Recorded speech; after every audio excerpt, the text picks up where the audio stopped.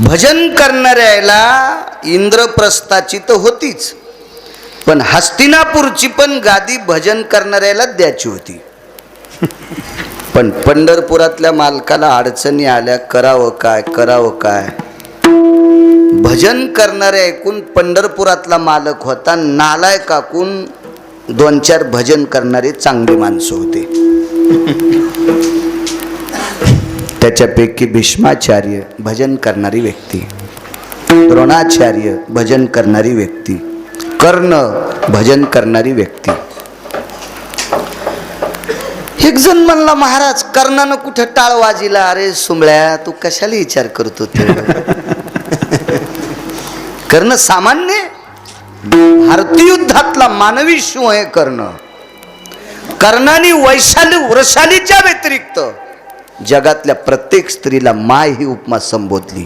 भजनाच्या यादीत कर्ण. भीष्माचार्यांनी कधी टाळ घेतला. अरे भीष्माचार्यांनी लिहिलेल्या ग्रंथांनीच सप्ताह सुरू होती. विष्णू सहस्रनाम. शरपंजरी पडल्यावर 113 बाण अंगात घुसले डॉक्टर साहेब, आणि 113 बाण अंगात घुसल्यावर भजन केलं 1000 नावाचं. त्याला विष्णू सहस्रनाम म्हणतात. हो, काय भजन आहे ते. द्रोणाचार्य भजन करणारी व्यक्ती.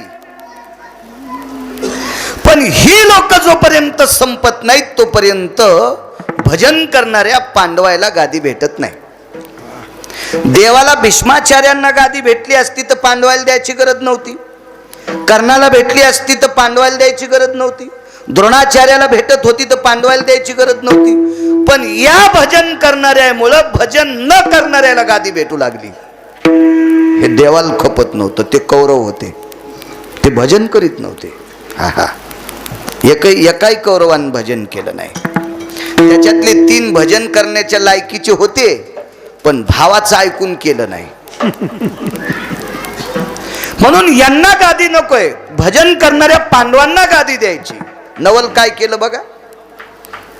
पंढरपुरातल्या मालकाला माहित होतं, जोपर्यंत द्रोणाचार्य मरत नाहीत तोपर्यंत 1 कोटी कृष्ण जन्माला आले तरी पांडवायला गादी भेटत नाही. मग मारायचं म्हातारं कसं. नवलानं मारलं. एक सोपा शब्द आहे दुसरा, पण नको कीर्तनात ते वापरायला. हुशार आहे मालक पंढरपुरातला. नवल काय केलं. असं नवल केलं की द्रोणाचार्याचा मुलगा मरण पावला अशी खोटी खोटी खोटी अफवा युद्धात सोडून दिली. आता द्रोणाचार्याचं पोरग कसं मरल. ते अमर आहे ना, मारुतीरायाच्या यादीतलं येते. चिरंजीव आहे ना, ते कसं मरल. पण अफवावर माणसांचा विश्वास असतो. म्हणून आपल्या जुन्या लोकांची एक मत आहे, साखऱ्यापेक्षा चाळी गोड आहे.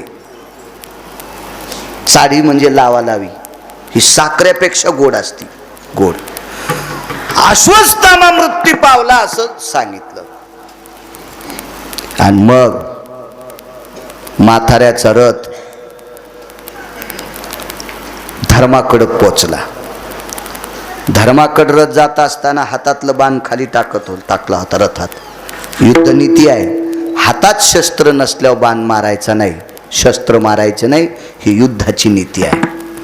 हात वरी करायचे, नाही तर शस्त्र खाली टाकून द्यायचं. हो, पशुपक्ष्यात सुद्धा ही नीती आहे. एक कुत्र दुसऱ्या गल्लीत जर गेलं तर त्या गल्लीतले कुत्रे जर त्याला बोचकारीत असतील तर यानं कष्टा घालायचा. कळालं ना तुम्हाला. ह्या कुत्र्यानं शेपूट दोन्ही पायाच्या मधात घातले की ते कुत्रे त्याला बोचकारीत नाहीत. हे नम्रतेचं लक्षण सांगितलं. आणि धर्माच्या जवळ गेले आणि विचारलं, का रे म्हणे. गतो अश्वत्थामा तुझ्या येते यत कुंजराति देहीन मानवेषु ममम नैवाम चक्षु हितेषु. 8 श्लोक आले. डोळ्यानं पाहिला नाही पण म्हणे गेलाय. एका हत्तीचं नाव सुद्धा अश्वत्थामा होतं. कुंजरास्थितो मतंगायाम. मतंग म्हणजे हत्ती, कुंजर म्हणजे हत्ती, हत्ती म्हणजे विहत्तीच. आणि मग म्हाताऱ्याला थोडीशी शंका आली. तिथं 3 लोक खरं बोलणारे होते. एक धर्म आणि दोन याच्या पक्षातले होते. एक यांच्या पक्षातला होता आणि एक कोणीकडेच नव्हता. त्याचं नाव विदुर, राजकारणातला 2 नंबरचा डॉन. विदुर काकाने विचार केला, इकडं बोला तर बेटे खोटे आणि यायच्याकडून बोला तर यायच्याकडे खेळ नाही, हे आपल्याला वाजित येईल.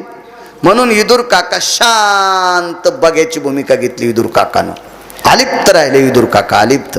कोणी येऊन कोणी जाऊ, गुलाला आपला आहेच. कोण्या कोण्या गावात माणसं असे असतात, जिकून मान पार्टी येईन का? हो, काय नाही बाप्पा, देवाला मागणंच मागितलं होतं तुमच्यासारखे माणसं यावा. काहीच हरकत नाही. अशी काही माणसं विदुर काका सारखी. आणि खरंच तसं राहिलेलं खूप चांगलं. आमच्यासारखा महाराज ज्या गावात आहे त्यानं काहीच करू नये. जे येतील ते रामराम. हो, उगत तिकडं जाणं. आमच्या लोकांना पण आमच्या एका पाहुणा मस्त भजन म्हणत होता आणि ग्रामपंचायतला फॉर्म भरला. 3.5 एकर जमीन, 19 शेळ्या, 14 म्हशी चट इकल्या. आता नाशिकला इटा उचलायला. नाही त्याला म्हणलं, अरे तू नको ग्रामपंचायत, तुम्हाला आमचं खपतच नाही. म्हणलं आता कसं खपत आहे, आता कसं गार लागायला आहे का नाही, उचल म्हणलं तिकडे गटारातल्या इटा. आमच्या लोकांनी याच्यात पडून आपल्याला रंग लागला विटेवरच्या मालकाचा. कशाला हे बाकीचे रंग, हे बाकीचे लोक त्याच्यात असं. कर्ण हा सत्यवादी आहे, नाही खोटं बोलला कर्ण. सत्य बोले मुखे दुखवे आणि काच्या दुखे, वीच विष्णूची महापूजा अनुभव नाही तुझ्या. महाभारतात इमानदार कर्ण, दिलेल्या शब्दाला जागणारा. आणि धर्म कर्ण एकदाही खोटं नाही. विदुर काकांनी खोटं बोलायची वेळ येईल म्हणून राज्याचा त्याग केला. आणि धर्मानं पंढरपुरातल्या मालकानं सांगितलं, एकटा खोटं बोलला. वदविले मुखे नारायणे धर्मा, अंगुष्ट त्या कर्मासाठी गेला. या तितका धर्माचा गेला. मग म्हाताऱ्यानं विचार केला, शंका येते धर्म 2 स्तरावर बोलतोय, त्या अर्थी अश्वत्थामा मारलाय. म्हणून संध्याकाळच्या युद्धाची घंटी वाजली, शिंग फुकलं, युद्ध थांबलं. 2दा शिंग फुकीत होते. युद्ध बंद करायला एकदा आणि सुरू करायला एकदा. शाळेतली घंटी पण 2दा वाजती, भरायच्या वेळेला एकदा आणि सुटायच्या वेळेला एकदा. आणि मध्ये एकदा टनटन वाजती, ती तासाची घंटी असते, अमका तास तमका तास. पण ती सुटायची घंटी टनटन टनटन टनटन वाजली की मग पोरं आपले दप्तर घेऊन पळते. युद्ध सुटायची घंटा वाजल्याबरोबर द्रोणाचार्य कृष्णाकडे गेले, पंढरपुरातल्या मालकाकडे. नवल सांगतोय, प्रभू माझा अश्वत्थामा नावाचा पुत्र मारलाय, मला यमाकडे जाऊन यायचंय. आता युद्ध सुटलं, पोरग बघाव ना, यमाकडे कशाला जायचं. पण काय खेळ करताय तू त्या पंढरपुरातल्या मालकाला, त्याच्यासारखा खेळ जगात कोणाला नाही करता आला. आणि म्हाताऱ्यानं सांगितलं, मला वरी जायचं. इतकं अस्त्रविद्येत पारंगत म्हातारं. अर्जुनाला धनुर्धारी कोणी केलं असेल तर द्रोणाचार्याने केलंय.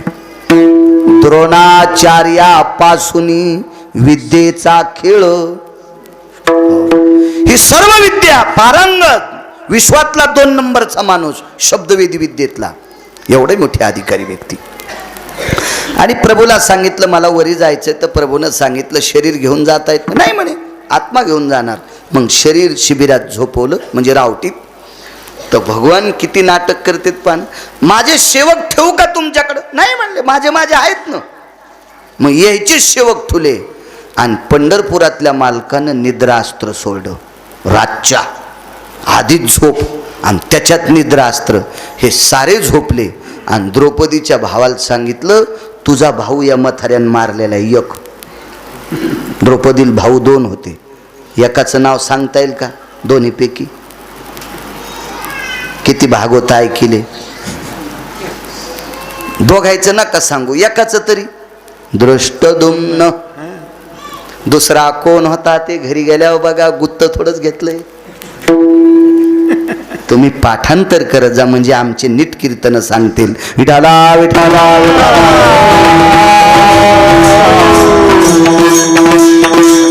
श्रवण इंद्रियाची निपरी. दृष्टदुमनाची गाऊ जगरी, तुझी या सहोदराची भोरी येण्याची केली. सहोदर म्हणजे भाऊ. मारले रे याला, घे बदला. आणि नुसतं शरीर होतं खाली. डॉक्टर साहेब त्याला प्रेत म्हणता येणार नाही, कारण आत्मा मृत्यू स्थितीत नव्हता. विचारपूस करायला गेलता यमधर्माकडं. आणि तेवढ्या अवकाशात द्रौपदीच्या भावान माथाऱ्याच्या शरीराचे तुकडे तुकडे केले. माथाऱ्याने यमाच्या थुत्रीत आणली. कडेल दिवशी प्रणाम गुरुदेव. थुत्रीत आणली तरी यम म्हणतो प्रणाम गुरुदेव. अधिकारी लोक होते ते. अहो भगवान पंढरपुरातले मालक द्रोणाचार्याच्या पाया पडत होते. यमाची काय टप्पर आहे त्याच्यापुढे. कडेल दिवशी आणला ठोका. प्रणाम गुरुदेव. अश्वत्थामा का मारला? अश्वत्थामा नावाचा कुंजर मारलाय. अरे अरे मला असं कळालं म्हणे. कोणी सोडली होती पुढी? पंढरपुरातल्यानं. काय नवले. आणि खाली येऊन पाहते, रती रती मास विखुरले, ते विहंग में चंचुपुटी धरिले, जठरा नळे तृप्त विले. मांसाहार करणाऱ्या पाखरांनी तुकडे खाऊन टाकले. खाली काय होतं? सामान्य नवले, साधं नवले. आला का त्याच्यावर आळ द्रोणाचार्य तुम्ही मारला म्हणून? आपलं काय नव्हतं. त्याचा वाद होता त्यानं झोपी. आणि प्रेत कापलंय. जिवंत द्रोणाचार्य कापले का? नाही. आत्मा कुठं होता? वरी. कापलंय कशाला? प्रेताला. आणि प्रेताचं शेवी छेदन करत नाहीत का तुम्ही? पाप लागतं का डॉक्टरला? पुरावा आपल्या जवळच नव्हतं. बापू करावं लागतं की नाही डॉक्टर साहेब शेवी छेदन? हा. मग दृष्टदुम्नालाही पाप नाही, ज्यानं घडून आणलंय त्यालाही पाप नाही. आणि मथार तर संपिलं. नवल केवढे केवढे, नकळे कान्होबाचे कोढे. अजून एक नवल सांगतो.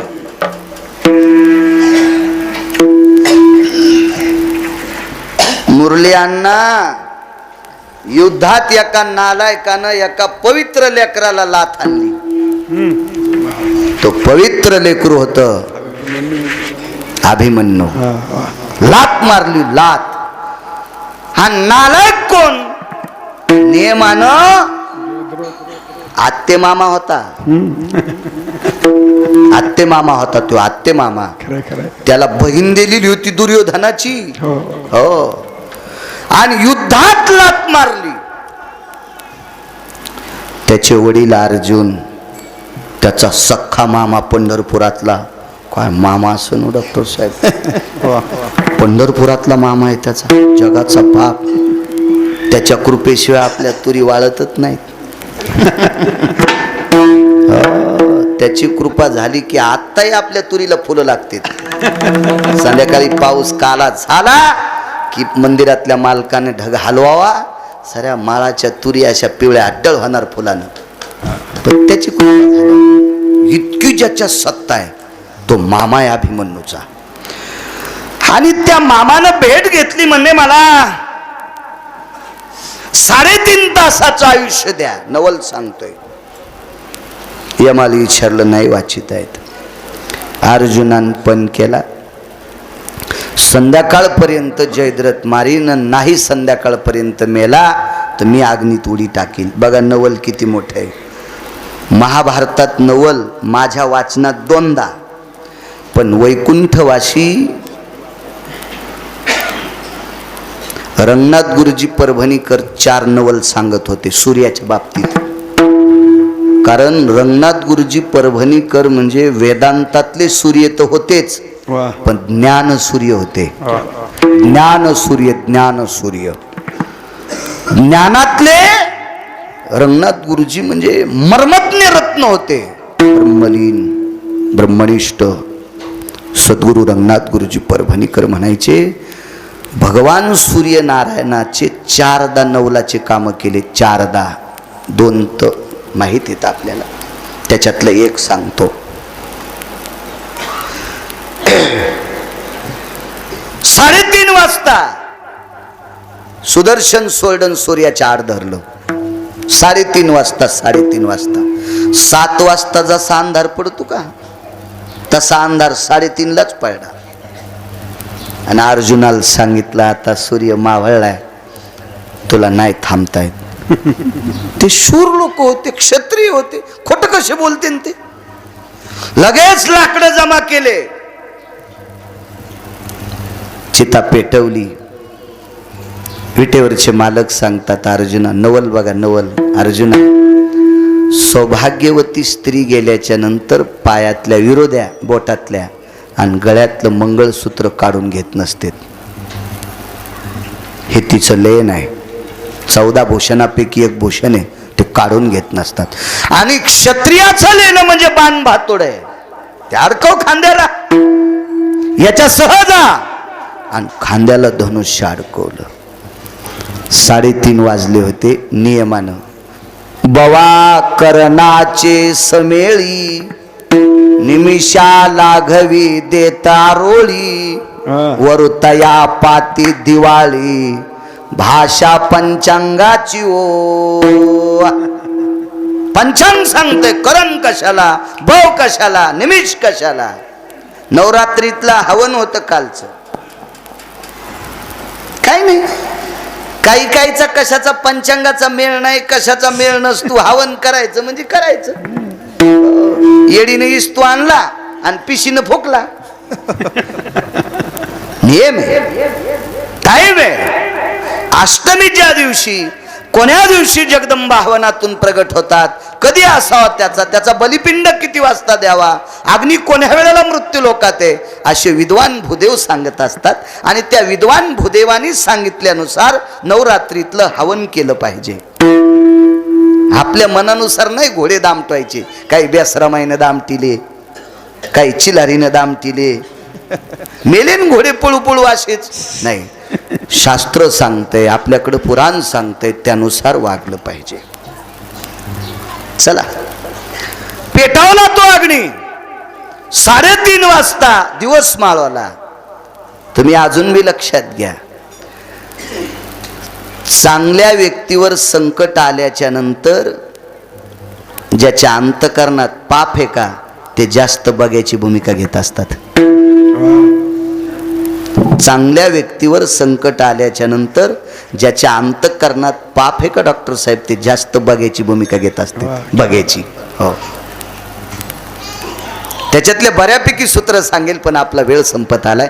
कशाला नालायकायचं इचकायचं आहे का नाही. हलकटायचं धुणं धुत बसल्याच्या नंतर कालांतरानं परमेश्वर बायकोच्या साड्या धुवायची वेळ आणत असतो. म्हणून हलकटायचे धुणे नाही धुतले पाहिजे, निदान कीर्तनात तरी. निसर्गाचा नियम आहे तो, नियम आहे, नियम आहे, नियम आहे, नियम आहे, निसर्गाचा नियम आहे. माझा जन्म खेड्यात झाला असल्यामुळं मला बऱ्याच गोष्टी माहीत आहेत. फिरलो खूप, त्याच्यामुळं तेही मला माहीत आहे. कौरव 1 नंबरला पुढे होते, जे वाचलेले तेवढे. ज्यानं लात मारली तो नालायक सगळ्यात पुढे होता.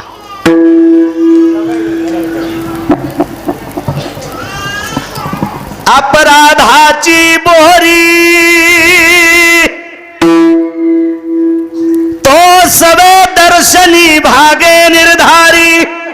ज्यानं अपराध केलाय का, दर्शनी भाग म्हणजे पुढं होता, सगळ्यात पुढं. मालक काय चतुरे नवल. तोंडातून वाक्य पडलं, पाहे पाजैद्र तू, तोगा प्रकाश दिवाकर कांतू. रविकांत आहे तो, रवी. तो दिवाकर आहे, तो प्रकाश देवता आहे, तो भास्कर आहे. नयनीने भास्कर देखिला, डोळ्यात भास्कर सूर्य पाहिला. हा सूर्य आणि हा जयद्रथ, मग बाण सोळला.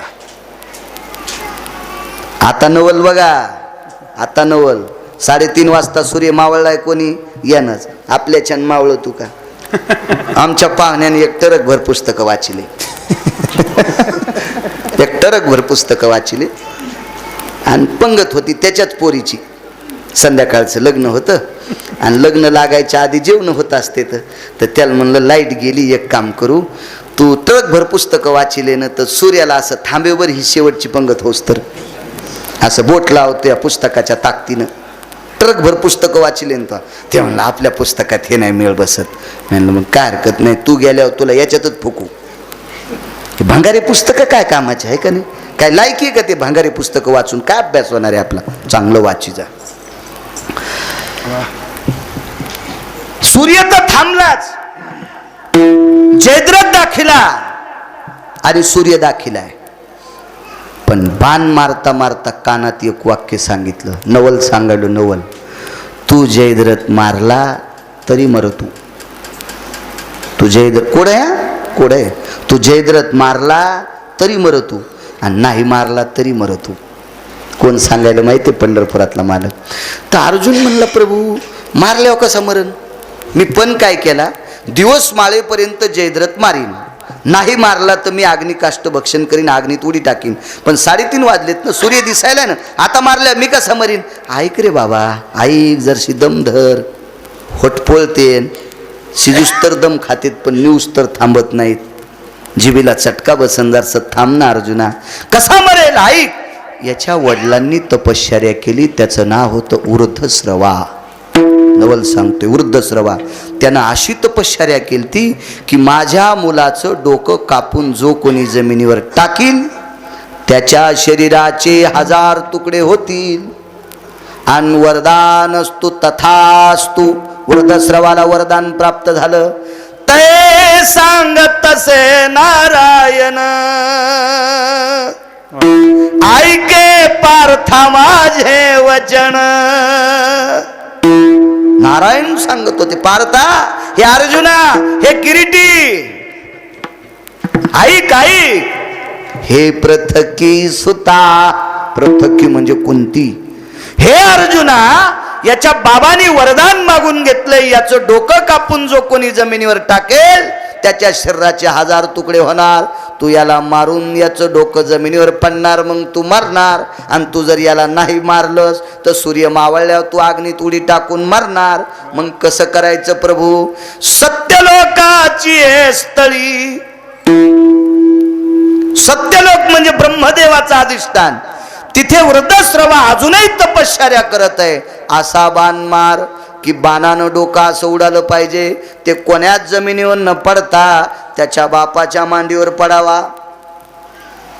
बाण हाणणारही कसं सांगणार असू द्या हो, पण हाणणाराचे बी नेमकंच असं. असा बाण मारला की जयद्रथाचं डोकं तुटून वृद्धश्रवा नावाचा त्याचा बाप त्याच्या मांडीवर डोकं पडलं. आणि म्हाताऱ्यानं डोळे उघडेच नाही. तपश्चर्या करता करता कोण आपल्या मांडीवर दगड टाकलाय म्हणून उचलून खाली टाकलं. डोकं तुटल्यामुळं पोट्ट मेलं. आणि पोराचं डोकं मांडीहून जमिनीवर बापान टाकल्यामुळं बापही मेला. एकाच दगडात 2 मेले.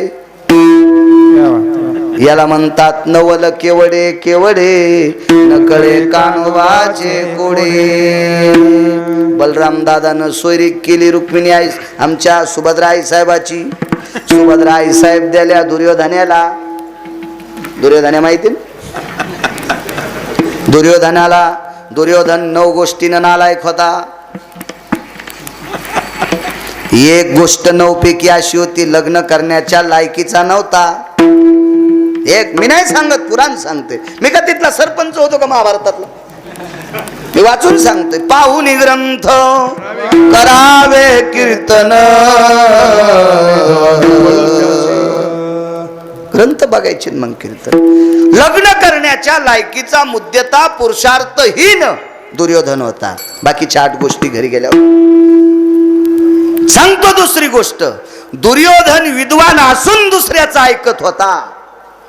म्हणून दुर्योधन प्रपंच कडीला नेण्याच्या लायकीचा नव्हता. दुर्योधन पापी नव्हता. दुर्योधनाला पाप करायला लागलं. एका चिरंजीवानं त्याचं नाव होतं अश्वत्थामा. संगतीमुळे दुर्योधन मातीत गेला. तेव्हा परमेश्वरानं आपल्याला डोकं दिलंय. नालायक माणसं आपल्याला काही जरी सांगत असतील तर आपण मूर्खाचं ऐकू नये, याला विद्वान म्हणत असतात. आमच्या इथं एका बैलाला कासरा खाचा नाद होता. तो कासरा खात होता आणि दुसऱ्याची मका खाऊन येत होता. तो माणूस गडी पाठवून मामाला शिव्या देत होता. मी गड्याला सांगितलं आपला बैल तिथे गेला नाही पाहिजे. यानं जो बैल कासरा खात होता त्याला साखळी लावली. जो बैल कासरा खात होता त्याला साखळी लावली. ह्या नालायक बैलानं दुसऱ्याचा कासरा खाल्ला. याला तर खाता येत नव्हता पिस्तोल्याला. बंदुक्यानं पिस्तोल्याचा कासरा खाल्ला आणि पिस्तोल्या दुसऱ्याची मका खायला गेला. पाठ फुटूस तर खपके खाल्ले. मला असं वाटतंय एका नालायक बैलाच्या चांगल्या बैलानं नादी लागायला नाही पाहिजे.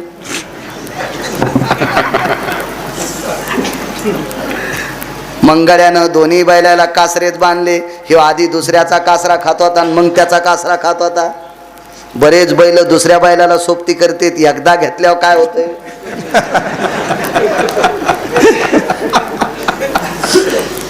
बडीशोप म्हणालो मी, सुपारी म्हणालो मी. तुम्ही कीर्तनात असं काही बी नका नांगाव घेत जाऊ. असे बरेच चांगले बैल नालायक बैलाच्या नादी लागून वाया जाते.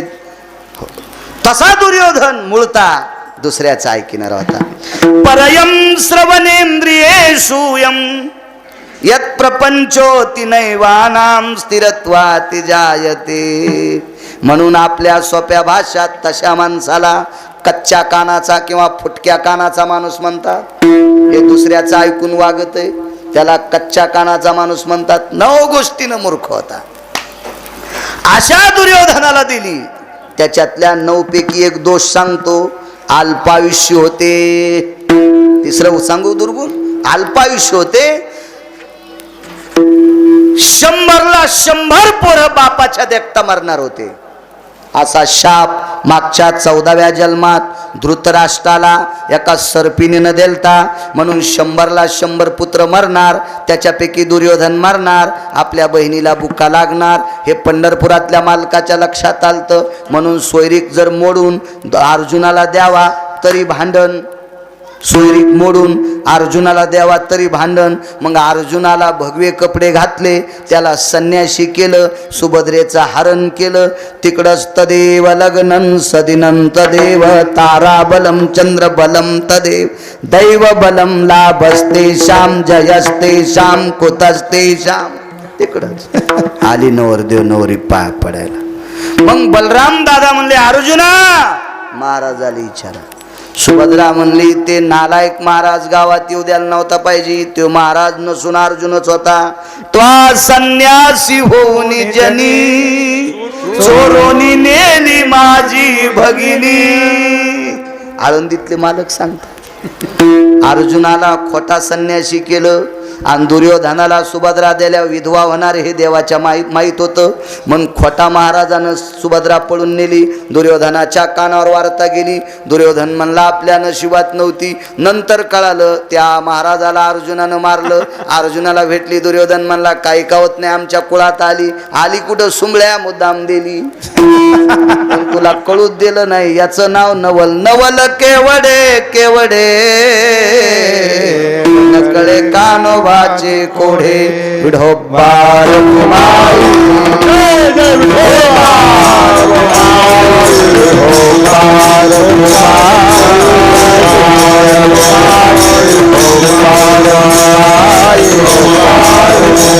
पंढरपुरातले मालक मथुरेत जन्माला आले.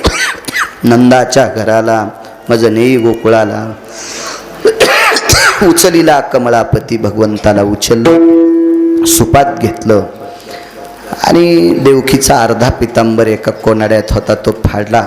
त्याच्यात देवाला गुंडाळलं, सुख डोक्यावर घेतलं. उचलीला कमळापती पायीची बंधने गळती. बाहेर आले. अमृताचा पाऊस पडत होता. अजित परमात्मा आहे. त्याच्यावर अमृताचा वर्षाव काय करायचा म्हणून शेषाला राग आला. वरती छाया धरी शेष. शेषानं वरती छाया धरली आणि मग पुढे यमुना. दुभंगली यमुना माई. यमुनेचे 2 तुकडे झाले. मधातनं रस्ता दिला. पलीकडे गेले. 4 दरवाजे. गाईला वैरण टाकली. नंदराजानं. मोठी माणसं होती, जिज्ञासू माणसं होती, सात्विक होती, सदाचारी पुण्यशील कर्तव्य दक्ष माणसं होती. सर्वात मोठा त्यांचा कर्तव्यांक मोठा होता. जी माणसं कर्तव्य दक्ष आहेत ती माणसं कधीच भिकारी होत नसतात. उद्योगम वर्धनते लक्ष्मी. कर्तव्यामध्ये निष्ठा. अहो आपली बापदादे 500-500 एकर जमीन असणारे आपले बापदादे काठी टेकीत पण शेताला येढा करायला जात होते. आणि 2 एकर जमीन 10.5 दात घाशी तू त्या पॅन्टीच्या द्वाऱ्या लोंबलेल्या काय हे याच्यापेक्षा पिसाळलेलं कुत्रं बरं. इकून दात घासायला, दुसऱ्याच्या दारात काय थुकत चालला, आणि जमीन 2 एकर, बायको 7 भाईच्या मिरच्या तोडायली, आणि तू 10:30ला दात घाशी. तू सुंबळ्या कशी पप्याची माय जगीशील. इथं उद्योगाला किंमत आहे. माणसानं सात्विक व्यवसाय करून कमवलेले पैसे म्हणजे पुरुषार्थ आहे. पुरुषार्थ सांगितलं, अर्थ नावाचा पुरुषार्थ आहे. सात्विक ते जोडून या धन उत्तम व्यवहार आहे. पुरुषार्थ आहे, पुरुषार्थ आहे. जुनी माणसं पहा, ज्याच्याकडे 9 लाख गायी होत्या, ते गाईला वैरण टाकायला उठले. वेलेल्या गाईला, कामाच्या बैलाला. गडी पुन्हा एकदा वैरण टाकीत होते 1-1:30 वाजता. बैल उठवायचे, वैरण सांबरी करायची, जरशी वैरण पुन्हा टाकायची शेंड्याकडनं.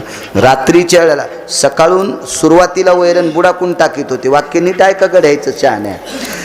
बैल बांधल्याच्या नंतर शेतातून काम करून आल्यावर बैलाला वैरण बुडाकून टाकीत होते, आणि रात्री 1-1:30 वाजता शेंड्याकडची वैरण टाकीत होते. म्हणजे गडी शिकलेली जरी नसतील तरी त्यांचा विवेक गोड होता, विवेक होता. आताच्या याला तर करळ कळणं, शेव कळणं, तिफणीचा कळवा कळणं,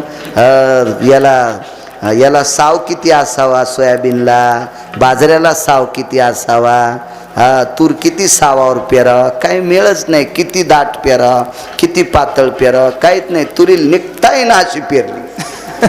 झाडण्या पण नाही झाल्या. कोठा झाडायला झाडण्या करायला बी चांगली अंग ठेवानी झाडण्या लागत्यात. तो निबरडक काढ्या आणि पेटून देवा तर भुरकून. भाकर थापूस तर तुराट्या जळून गेल्या. कोणत्याच कामाच्या नाहीत ना. मर्मज्ञपणानं केलेलं सरपण पण चांगलं असते. नका माल लागू द्या.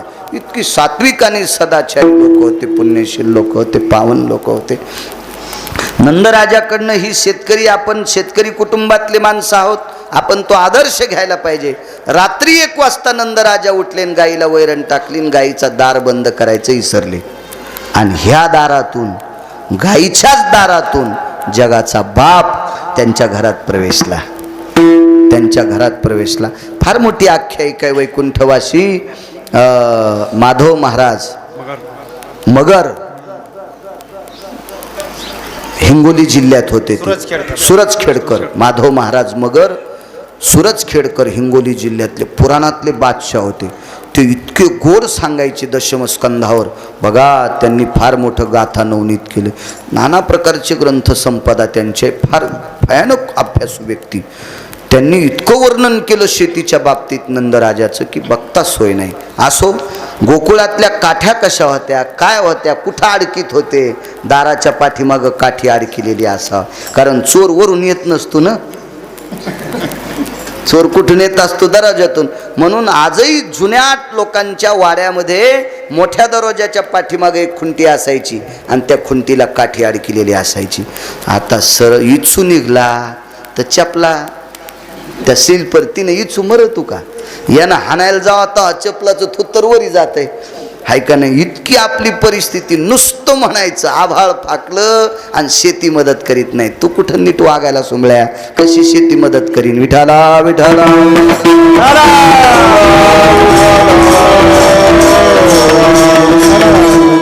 मदत करू न करू, पण पवित्र सुदिन हा दसरा आहे.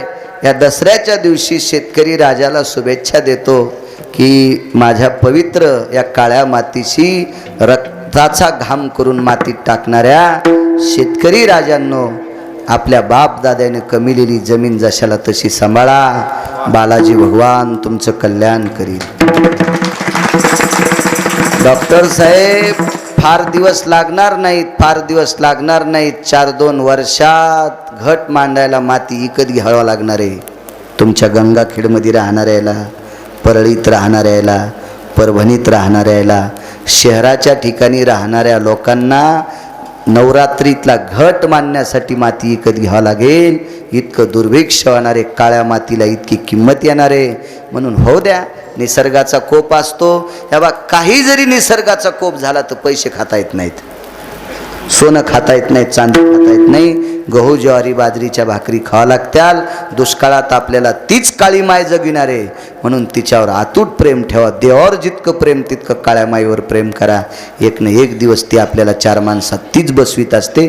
तिचं संगोपन करा, तिला सांभाळा, कारण नंदराजाचा पुरावा आहे तो. असो, आणि त्या दारातून जगाचा मालक आत प्रवेश करतो. दुसऱ्या दिवशी सकाळी गोपी जमा होतात, पाहतात तर भगवंते झालती मुलगी, फिरविले दोन्ही कन्या आणि चक्रपाणी. पोरगी झालतीन पोरग कस काय, हेही आश्चर्याचा झटका.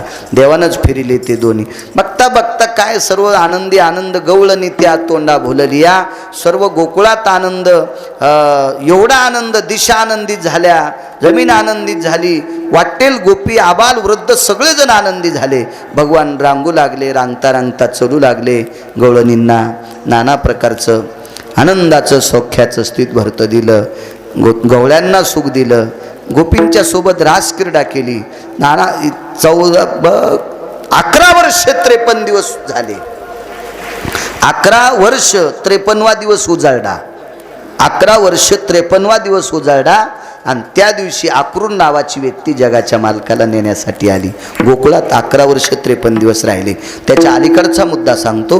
एके दिवशी आईसाहेबांना सांगितलं, कृष्णा आता तू मोठा झालास, आता तू रिकामं बसून खायचं नाही. आता जाई राना सवे घेऊन गोधना, तू काहीतरी काम करायचे. अर्थशास्त्राचं नीतिमूल्य मोठ्या माणसाच्या मुखारविंदातून ऐकलेलं वाक्य सांगतो डॉक्टर साहेब. शिक्षणाचा काळ संपल्याच्या नंतर, शिक्षणाचा अभ्यासाचा काळ संपल्याच्या नंतर त्याच्या पुढचा 40 ते 45 वर्षापर्यंत आपल्याला लागतंय त्याच्या 8 पटीनं कमीलं पाहिजे. तो संसारातल्या लोकांसाठी पोषक असतो. म्हणजे 20 ते 22 वर्षाच्या नंतरचं वय काम करण्याचं असते. आणि या काळात जर 10 रुपयाची भाकरी खात असेल तर 80 रुपये संध्याकाळच्याला त्यानं घरी आणले पाहिजे. तो कुटुंब व्यवस्थेतल्या लायकीचा आहे.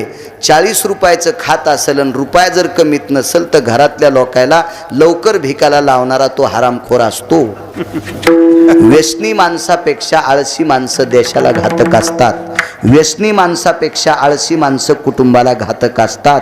5 लोकांना काम करावं आणि एका आळशानं नालायकपणा करावा, अख्खं घर मातीत जात असते, अख्खं घर. म्हणून उद्योगंवर धनते लक्ष्मी, काम करणाऱ्या माणसाला सर्वात मोठी किंमत आहे. आईसाहेबांना सांगितलं, कृष्णा आता तू घरी बसायच्या लायकीचा नाहीस, आता तू मोठा झालास. आता जाई राना सवे घेऊन गोधना. गाई वासर सर्वांना कथा ज्ञान प्रचलित आहे. सर्व एकत्रित बसले. बिभ्रतम वेन शृंगायाम प्रसाद रस्तुम कवलायाम व्याधि निरसन हितार्थायाम प्रसाद रस्तु तज्जायते. गोपाल कृष्ण भगवान की ज्ञानेश्वर माऊली